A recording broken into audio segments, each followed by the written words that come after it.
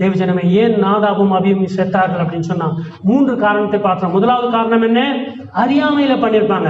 நம்முடைய பிள்ளைகள் என்னைக்காவது உங்கள் பிள்ளைகள் தவறு செய்யும் போது, தண்டிக்கும் போது யோசிச்சு பாருங்க, என் பையன் அறியாமையில் பண்ணியிருப்பானோ, என் பையன் அக்கறையின்மையில கேர்லெஸ்ஸா பண்ணியிருப்பானோ. உடனே தண்டனை கொடுக்காதீங்க, பேசுங்க அவர்களோடு, பிள்ளைகள் தவறுகள் பண்ணும்போது. 3வது மதுபானம். 4வது என்ன அப்படின்னு சொன்னா, இவர்களுக்கு பெருமை வந்திருக்க வாய்ப்பு இருக்கிறது. நாங்க யாரு? ஆசாரியர்கள், ஆரோனுடைய பிள்ளைகள், பிரதான ஆசாரியருடைய பிள்ளைகள்.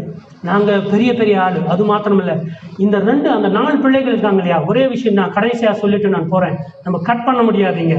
இந்த 4 பிள்ளைகளில பெரிய பையன் சின்ன பையன், பெரிய மகன் சின்ன மகனுக்கு இருக்கிற ஒரு செத்தாங்களே இப்ப 2 பேர், அந்த நாதாபும் அபீபும். அவங்களுக்கு இருக்கிற ஒரு பாக்கியம் என்ன தெரியுமா? ஒரு இடத்துல அந்த சீனாய் மலை பற்றி எரிந்து கொண்டிருக்கும்.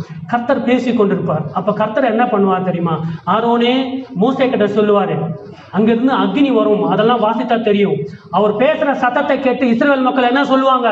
ஐயோயோ பேச வேண்டாம், அது இடி மின்னலை போல வந்து கொண்டிருக்கும், என்கிட்ட பேச வேண்டாம், மோசே நீங்க பேசுங்க அப்படின்னு சொல்லுவாங்க இல்லையா. அந்த இடத்துக்கு, அந்த மலைக்கு பக்கத்துல யாராவது தொட்டால் என்ன ஆகும்? செத்துருவாங்க. அப்படிப்பட்ட இடத்துல நல்லா கவனிங்க, ஏன் அந்த 2 பேரை கர்த்தர் அந்த இடத்துல கொன்றார் என்று சொன்னால் காரணம் என்ன தெரியுமா? அப்படிப்பட்ட இடத்துல கர்த்தர் எத்தனை பேரை அழைச்சார் தெரியுமா? மோசே நீ வா, ஆரோன் நீ வா. இந்த 2 பேர் போனாங்க இல்லையா, நாதாபும் அபியும். நீங்க 2 பேரும் வாங்க. மீது 2 பசங்க இல்ல, அந்த 2 பசங்க இப்ப பாசித்தோம் இல்லையா, எலியேசர் இத்தாமார் என்ற 2 பசங்க. அவங்க வரல, அவங்களை கர்த்தர் அழைக்கல, இவங்களுக்கு ஒரு பாக்கியத்தை கொடுத்தாரு. அப்புறம் அந்த 70 பேர். இப்படிப்பட்ட இதுதான் யாத்திராமத்துல வாசிக்கிறோம். நானே சீக்கிரம் வாசிக்கிறேன். யாத்திரை 24:1 பின்பு அவர் மோசையை நோக்கி, நீயும் ஆரோனும் நாதாவும் அபியூவும் இஸ்ரவேலின் மூப்பரில் 70 பேரும் கர்த்தரிடத்தில் ஏறி தூரத்திலிருந்து பணிந்து கொள்ளுங்கள். அந்த மலைக்கு பக்கத்துல தூரம் வரைக்கும் போயிட்டு என்ன பண்றீங்க? பணிந்து கொள்ளுங்கள். இந்த லிஸ்ட்ல இருக்கிறது யாரு? ஆரோன் இருக்கிறாரு. அந்த 2 பேரே இருக்காங்க. எந்த 2 பேர்? அந்நிய அக்னியை கொண்டு வந்த அந்த 2 பேர் இருக்கிறாங்க. மற்றபடி மீதி 2 பேர் பசங்க இல்ல. 24:9 பின்பு மோசையும் ஆரோனும் நாதாபும் அபியும் இஸ்ரவேலுடைய மூப்பரில் 70 பேரும் ஏறி போனார்கள். இஸ்ரவேல் மக்கள் எல்லாம் தூரமா இருக்கிறாங்க. மலை இங்க இருக்கிறது, அது பற்றி எரிந்து கொண்டிருக்கிறது, சத்தம் வந்து கொண்டிருக்கிறது.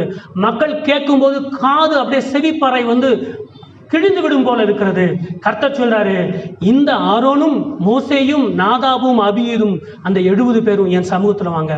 எவ்வளவு முக்கியமான நபர்கள் இவர்கள். இந்த சத்தாங்களா 2 பேர் எவ்வளவு முக்கியமானவர்கள். அது மாத்திரமல்ல, பின்பு மோசேயும் நாதாமும் அபியும் இஸ்ரவேலுடைய மூப்பரில் ஏறி போனார்கள். இஸ்ரவேலின் தேவனை தரிசித்தார்கள். யாரு? இந்த 2 பேரும் அதுல இருக்காங்க. ஒருவேளை இந்த பெருமையும் அவர்களுக்கு இருக்கலாம். நாங்க யார் தெரியுமா? நாங்க யார்? Who do you know we are? தேவனுடைய அந்த எரியும் மலை பக்கத்துல போனவங்க நாங்க. மோசேக்கு சமமாக, ஆரோனுக்கு சமமாக தேவனை நாங்கள் தரிசித்தோம். அங்க வசனம் பாருங்க, அவருடைய பாதத்தின் கீழே நீல கல்லிழைத்த வேலைக்கு ஒப்பாகவும் தெளிந்த வானத்தின் பிரபிக்கு ஒப்பாகிறது. தேவனுடைய பாதத்தையும் அந்த பாத கீழே இருக்கிற மகிமையையும் கண்டவர்கள் இந்த 2 பேர். ஒருவேளை இதுவும் காரணமாக இருக்கலாம். தேவஜனமே, புரியுதா உங்களுக்கு? பெருமையும் காரணமாக. நாங்க யார் தெரியுமா? அவரு வரைக்கும் போனோம். ஆகையினால நாங்க செய்தா கர்த்தர் மன்னிப்பாரு. நோ தம்பி, ஊழியர்களே நோ. முடிச்சுட்டோம் பாருங்க. பொங்கல் அக்னியா இல்லையா? ஆமாம். சில பேர் சொல்லுவாங்க, இல்லையே, இது லேவியாரம் 23 சொல்லப்பட்ட அந்த யூதர்களுக்கு சொல்லப்பட்ட பண்டிகை வேற. அறுவடையில ஒரு பாகத்தை கொண்டு தேவனுடைய ஆலயத்துல ஆசிரியத்தை கொடுப்பாங்க.